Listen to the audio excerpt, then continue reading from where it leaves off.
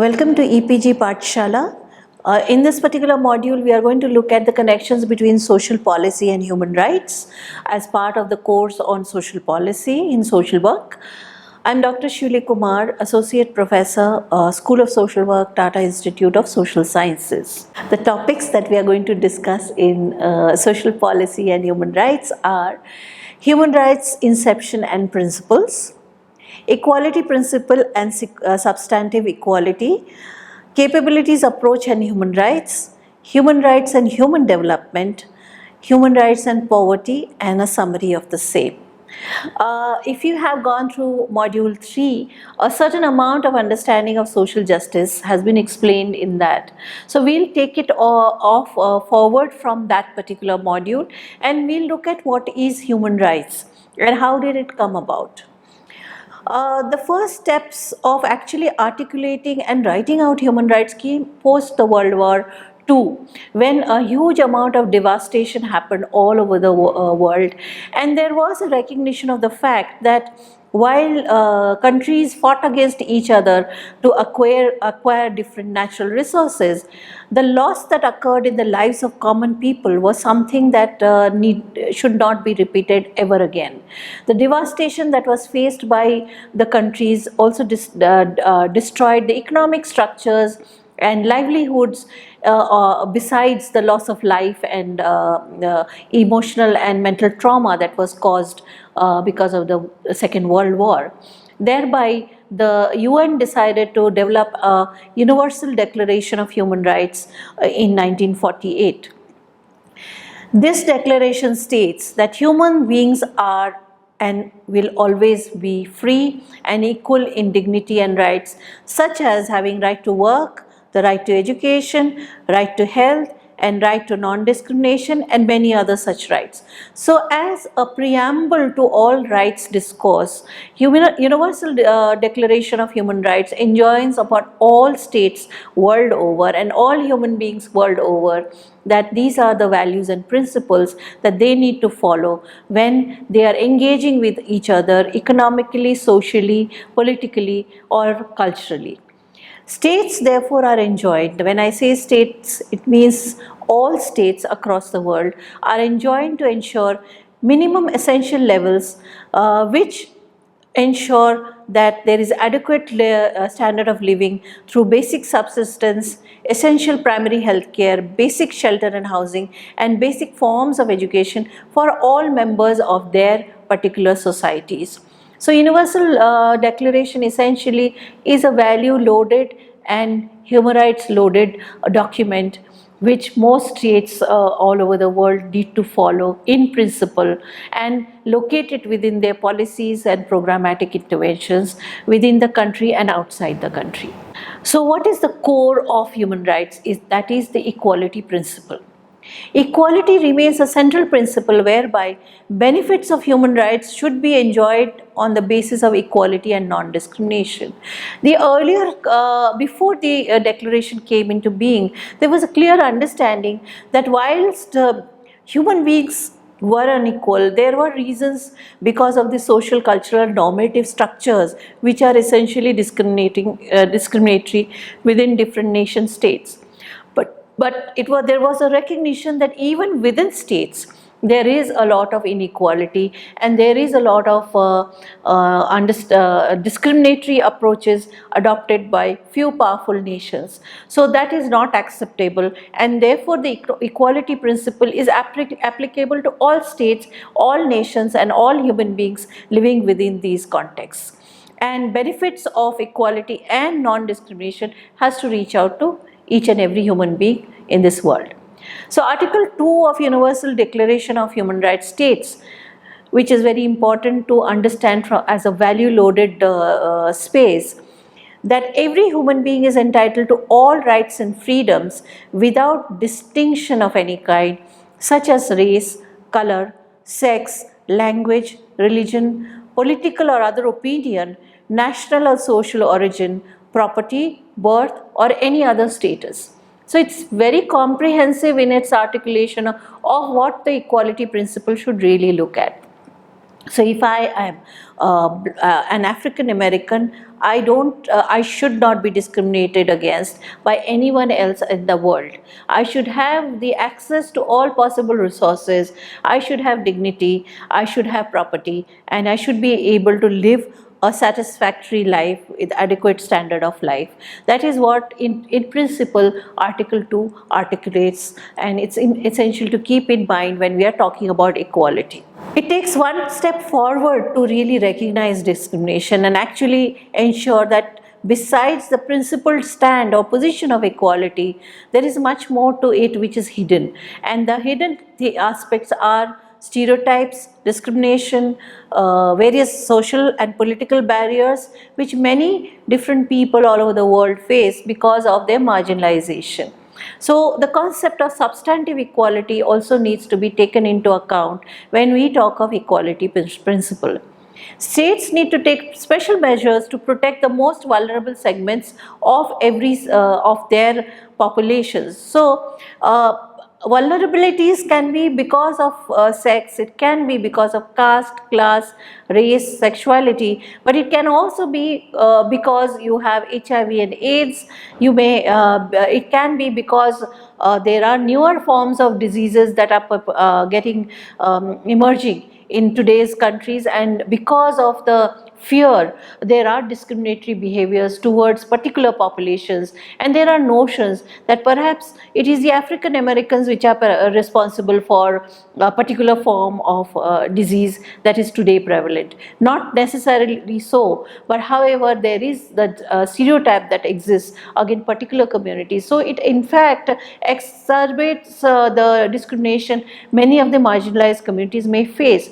So if an upper class or upper caste person has or develops HIV with AIDS, perhaps the discriminatory formats may not be so sharp and acute as perhaps a sex worker or a prostitute may face, because she is one belonging to a lower caste, because she is following a profession which is generally discriminated and seen with great deal of inequality and horror, and therefore she will face a different form of discrimination than perhaps an upper class male person who may develop that particular disease. So the contextual variations may also intersect many of these dimensions or possibilities of discrimination.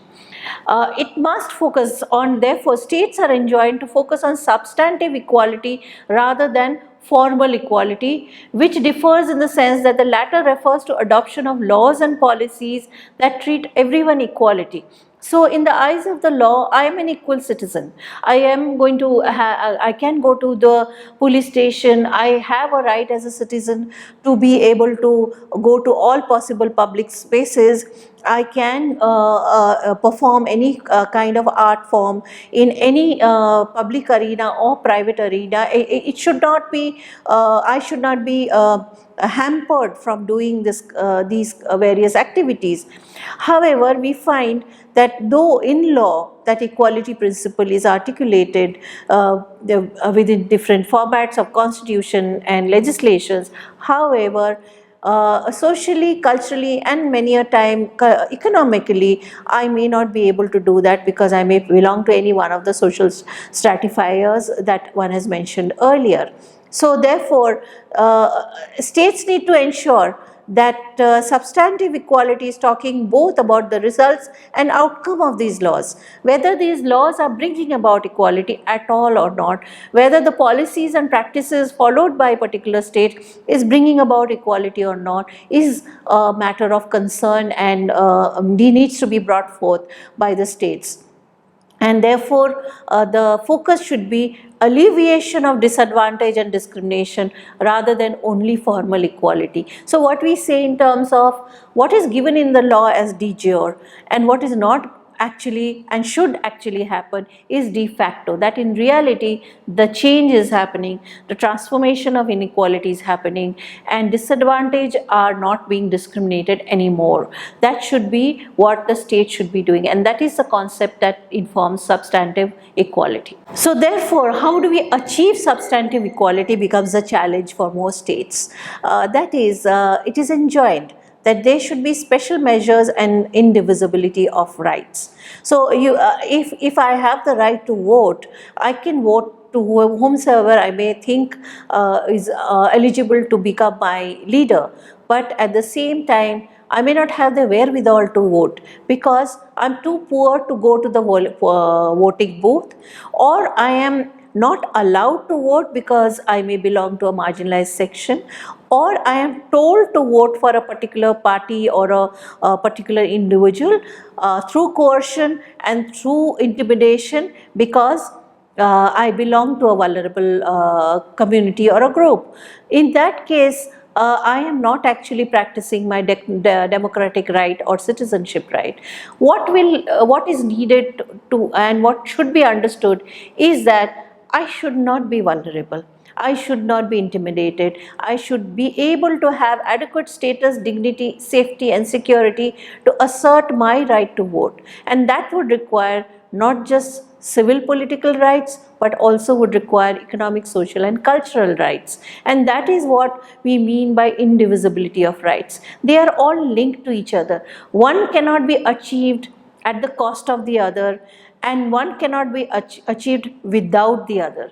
They all go together, as human lives also operate in the context of all 5 of them. So policymakers must take into consideration the needs of different groups and work towards rectifying the effects of past discrimination, the historic injustices that have happened, social norms and power dynamics that contribute to inequality. And all social security policies and programs must respect, protect and fulfill the rights of the marginalized and the disadvantaged groups, ensuring that gradual frittering away of non-discrimination and gradual frittering away of discrimination and inequalities happen, and non-discrimination and equality get promoted within the society. So in many ways, special measures talk about transformatory potential of social policies, change potential of social policies, and that is the key that we have to take forward with us when we are examining or talking about social policies. Of course, there are other duty holders besides the state stakeholders, the governance structures. These are subject to international laws and also binds nation states to fulfill their responsibility to enforce them. So it is also the duty of civil society organizations, businesses and other such institutions and their responsibilities to do the same. So it brings into the ambit the private players who claim that they are not accountable to people on the ground by saying that, well, we don't practice caste, we don't practice gender inequality, we don't believe in gender inequality. However, many a time, while the belief is that we don't practice gender equality, in practice we find that they are perpetuating those. So they are also accountable under a country's law, as well as, most importantly, the international human rights instruments which promote equality and justice, and all nation states who have been who are signatories of these various conventions and have ratified those laws, are obligated to ensure that all private players, civil society organizations and any other individuals are brought within the ambit of these laws by conceptualizing and implementing certain laws which ensure that they are held accountable for any violation of the equality principle and any violation of non-promotion of substantive equality in their context of work, economy and relationships. Let's connect with the notion of capabilities as propounded by Amartya Sen and human rights. According to Amartya Sen, rights enhance people's freedom, development enhances capabilities. So rights ensure that people get to access all possible resources, all possible knowledge and education facilities, all possible empowering processes within the country, and development should enhance their capabilities to utilize these resources to the fullest possible in terms of their own development and in development of their households or families. Therefore, while human rights may be expressed as goals for human functioning, human development depends on the freedom to achieve these goals. So as I had given an illustration earlier, that I may have assets and resources. For example, Dalits who have got educated, have gone abroad, they have accessed wealth, accumulated wealth, and they've come back and started buying land in their villages. And when they have bought their lands, they have found that discrimination continues, and they are not allowed to till that land and prosper in a particular way which they would like to. Therefore, despite having education, despite having access to resources, they are not able to become fully functioning individuals because caste forms a barrier for them, and they face a lot of violence when they are actually tilling their land or selling their produce. The discriminatory practices and violence within the village context prevents them from actually accessing and using these resources. So therefore, there should be freedom as laid out in the constitution. They should be free to actually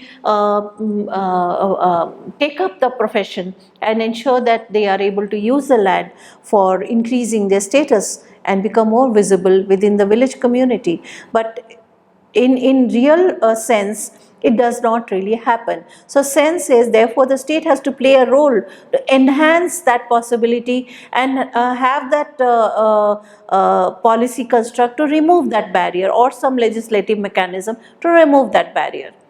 The idea of capabilities and rights greatly differed, since one focused on opportunity aspect of freedom, whereas the other on the process aspect as well. So while capabilities talked about freedom and the opportunity to be free, rights ensured that there is a process in place so that they are able to become free.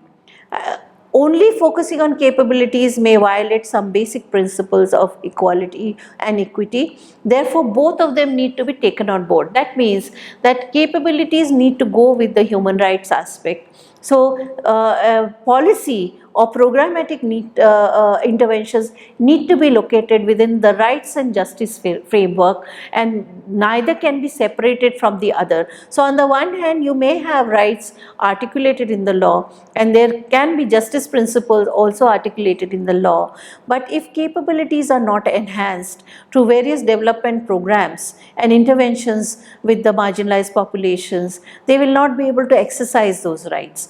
So one needs to have both coming together for any kind of policy interventions and programmatic interventions. Therefore, it means having the means to achieve the rights.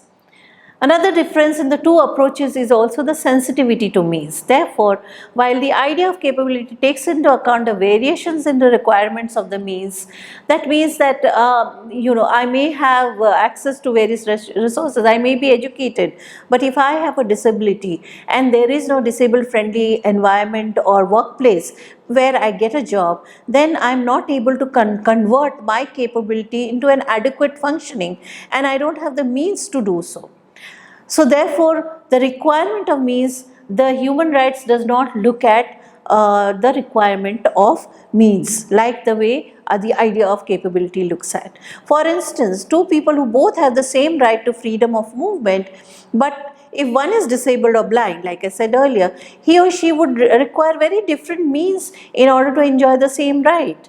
So that means that I, as a disabled person, and if I am visually impaired, then I need to have ramps, I need to have the stick, the white stick to ensure. I need to also ensure that there are visible means, there are audible means which I can use to navigate my way, say in a building, or that the library has certain blind friendly programs which, so that I can use and sit read various literature which may be available to those who are not visually impaired. The idea of capability takes into account that the blind person should require some enabling elements such as special science, technological assistance in order to truly enjoy the same right. So therefore, the rights cannot be this working on again the sameness principle. It is about substantive equality, and capability approach helps us to examine that what is it that the individual is capable of in that context, and what is required to create an enabling environment for that particular individual, for that particular community, society or groups. Hence, when one speaks of human rights in human development context or from its approach, all institutional frameworks are to be examined, such as economic, political, social or cultural institutions that may impede or enhance the fulfillment of these rights. Therefore, when we are talking about policy articulations, it is very important to look at for whom, in which context, and what are the various impediments to the access to that right in terms of socio-economic and cultural context, connotations, as well as also ensuring what are the possible opportunities that are available within that context as well for such persons to be able to access and benefit from their rights and actually use those rights to enhance their capability. Human rights principles need to also inform and locate and understand poverty as a concept and poverty and alleviation programs. The popular discourse regarding combating poverty still favors liberalization of trade and financial markets, privatization and deregulation of economic production, creating flexible labor markets so that everybody can participate in labor and work situations, keeping public spending as well as taxation low so that there is flourishing of free enterprise while providing selective and conditional social safety nets and providing social assistance. Till date and continues to be a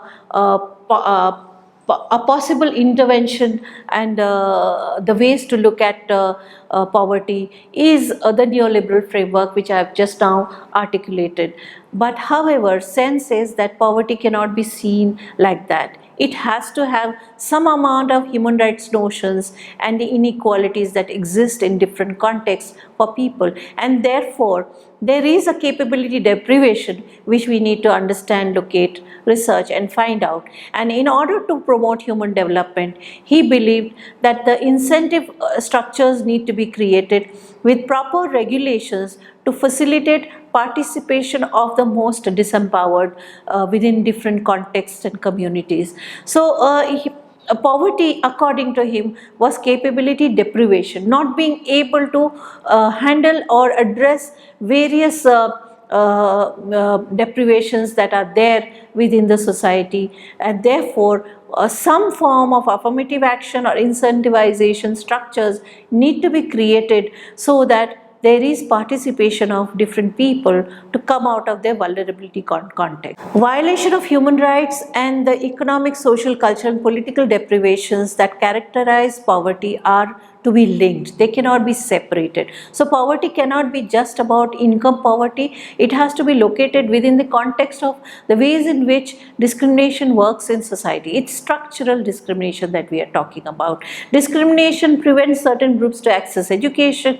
Discrimination prevents certain groups to access proper employment and regular employment. Discrimination prevents different groups of people from getting adequate wages and also even accessing good health services, and therefore these barriers need to be moved, or possible affirmative actions need to be provided to different communities and groups, such groups, so that they are able to actually access the better possibilities and come out of poverty. Efforts to eliminate extreme poverty must be reinforced by human rights norms and principles. So what I talked about, substantive equality, needs to inform the possibilities of addressing poverty, and principles should be located in a way that they guide efforts to reduce and ultimately eradicate poverty.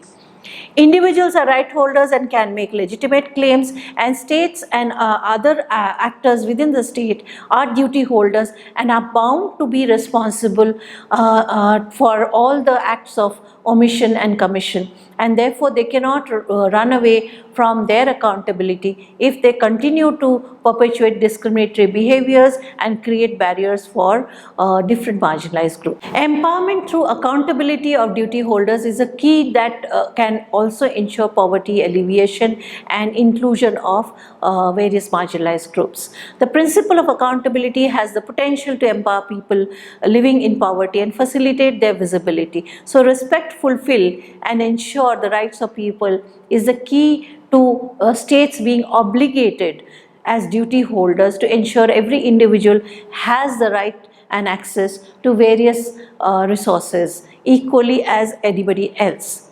It ensures that they receive maximum benefit from public policies on poverty eradication, and they are not passive beneficiaries, but they are rights holders, and therefore whatever they get as entitlements, not as recipients of welfare. So the human rights approach has the potential not only to improve the effectiveness of poverty reduction, but also progress is equitable and sustainable in the long run. Human rights and social protection therefore go together. The principles that inform human rights are equality and non-discrimination, including accessibility, adaptability, acceptability, adequacy, and the incorporation of gender perspective. That is, any social protection policy should be located within specific contexts of gender relations within a society or all societies. It should be accessible. So if I am going to provide for certain health programs or benefits in a particular location, even a person with disability should be able to easily access that. Therefore, it has to be, the health facility should be made in a particular manner that people with disability are easily able to navigate from their home to that particular facility. So the principle of accessibility is critical to this. Also, there should be adaptation. The people who are the duty holders should ensure that each and every individual in that particular location is able to come to the particular health service, that nobody should be left out. And so there should be adaptability in the process of implementation of any program. It should be acceptable to typical communities. It should not be couched in a particular manner that certain people are able to access but certain others are not. It should ensure participation of the disempowered people, and therefore the social protection policies have the potential to promote human rights and ensure the realization of human rights for the poorest and the most vulnerable.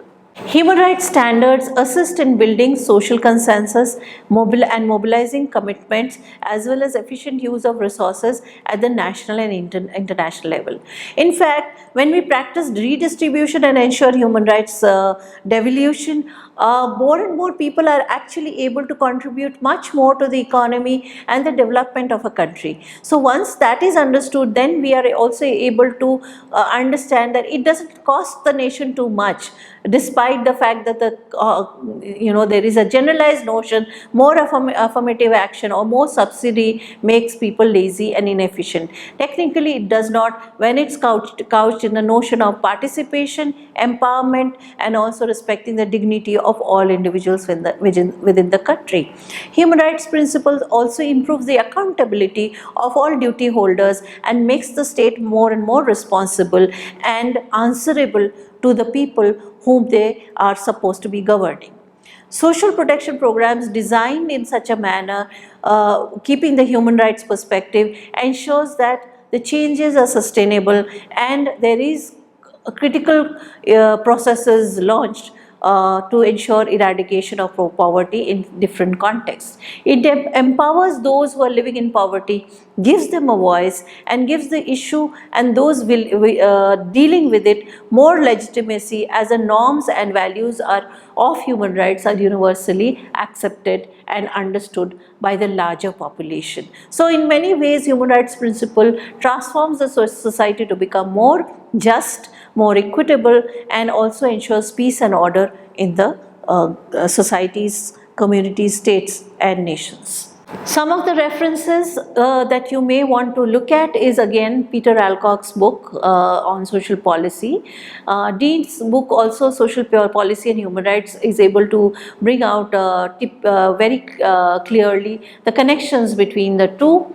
And Arjun Sengupta's Human Rights and Extreme Poverty, the EPW article, is extremely relevant to understand the context within the country, especially in the Indian perspective. Thank you.